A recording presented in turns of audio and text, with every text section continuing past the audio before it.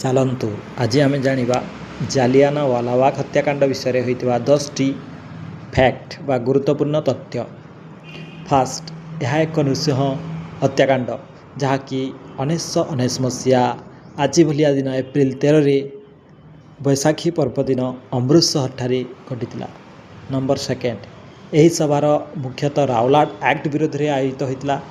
ଏ ଆଇନ ବ୍ରିଟିଶ ସରକାରକୁ ବିନା ବିଚାରରେ ଯେକୌଣସି ଭାରତୀୟକୁ ଜେଲରେ ରଖିବାର କ୍ଷମତା ଦେଇଥିଲା। ନମ୍ବର ଥାର୍ଡ଼, ପଞ୍ଜାବର ଦୁଇ ଜଣ ପ୍ରମୁଖ ନେତା ଡକ୍ଟର ସତ୍ୟପାଲ ଏବଂ ଡକ୍ଟର ସୈଫୁଦ୍ଦିନ କିଚଲୁଙ୍କ ଗିରଫଦାରୀକୁ ବିରୋଧ କରିବା ପାଇଁ ଲୋକମାନେ ଏକତ୍ରିତ ହୋଇଥିଲେ।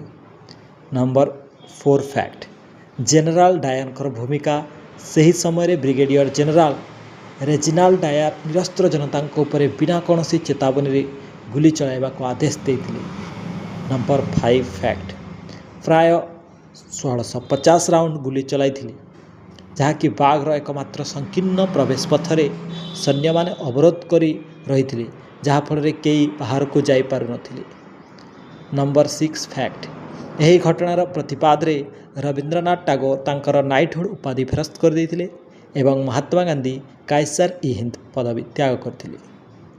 ନମ୍ବର 7 ଫ୍ୟାକ୍ଟ, ବ୍ରିଟିଶ ସରକାର ଏହି ଘଟଣାର ତଦନ୍ତ ପାଇଁ ଲର୍ଡ ହଣ୍ଟରଙ୍କ ଅଧ୍ୟକ୍ଷତାରେ ଏକ କମିଶନ ଗଠନ କରିଥିଲେ।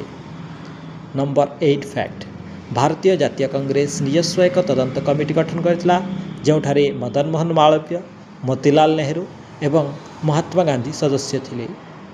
ନମ୍ବର 9 ଫ୍ୟାକ୍ଟ, ଏହି ହତ୍ୟାକାଣ୍ଡର ପ୍ରତିଶୋଧ ନେବା ପାଇଁ ସର୍ଦ୍ଦାର ଉଦ୍ୟମ ସିଂ 1940 ମସିହାରେ ଲଣ୍ଡନରେ ମାଇକେଲ ଓ ଡାୟାରଙ୍କୁ ଗୁଳି କରି ହତ୍ୟା କରିଥିଲେ।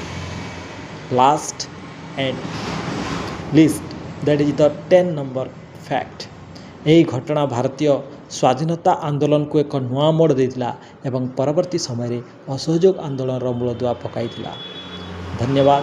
ଏହିପରି ନୂଆ ନୂଆ କଣ୍ଟେଣ୍ଟ ଆଉ ନୂଆ ନୂଆ ଭିଡ଼ିଓ ଦେଖିବା ପାଇଁ ଆମର ଚ୍ୟାନେଲଟିକୁ ସବସ୍କ୍ରାଇବ୍ କରନ୍ତୁ ଏବଂ ପାଖରେ ଥିବା ବେଲ୍ ଆଇକନ୍ଟିକୁ ହିଟ୍ କରନ୍ତୁ ଯାହାଫଳରେ ଆପଣମାନେ ଯଥାଶୀଘ୍ର ନୋଟିଫିକେସନ୍ ପାଇପାରିବେ। ଧନ୍ୟବାଦ।